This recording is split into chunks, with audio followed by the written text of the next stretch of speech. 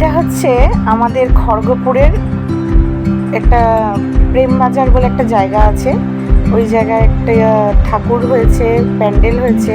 মানে এত সুন্দর, আগে প্যান্ডেলটা দেখে নিন, তারপরে আমি প্যান্ডেলটার ব্যাপারে বলছি।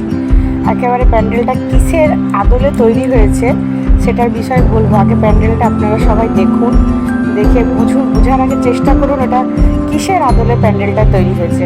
আগে একটু ভালো করে দেখে নিন আপনারা। খড়গপুরের প্রেমবাজার অবশ্যই অবশ্যই আপনারা এসে দেখবেন প্যান্ডেলটা, খুব খুব ভালো লাগবে।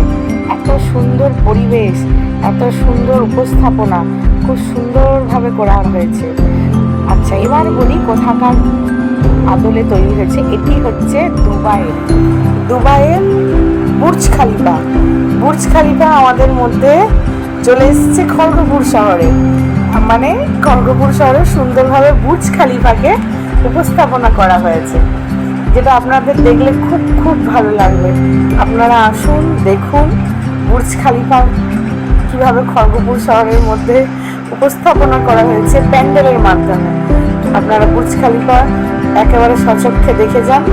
খুব খুব খুব খুব সুন্দরভাবে বুর্জ খালিফাকে উপস্থাপনা করা হয়েছে।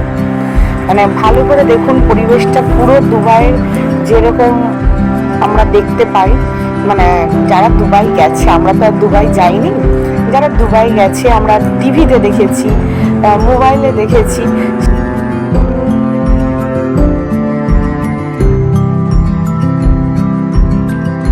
আর আপনারা এই যে ভেতরটা দেখুন, পুরো কাঁচ দিয়ে খুব সুন্দরভাবে করেছে। ভেতরে গেলেই বুঝতে পারবেন দুবাইয়ের যে আমরা সোনা বিক্রি হয় সেরকমও কিছু সোনার কালেকশান ওই জায়গাগুলোর মধ্যে, মানে কি, মানে ইমিটেশনগুলো রেখে ওরা সুন্দরভাবে উপস্থাপনা করেছে। মানে একেবারে দুবাইকে যেন খড়গপুরের প্রেমবাজারে আনা হয়েছে। এই দেখুন প্রতিমাও খুব সুন্দরভাবে হয়েছে। সবাই ছবি তুলতেই ব্যস্ত। প্রতিমা খুব সুন্দরভাবে উপস্থাপন করা হয়েছে। আমাদের প্রতিমাটাও খুব পছন্দ।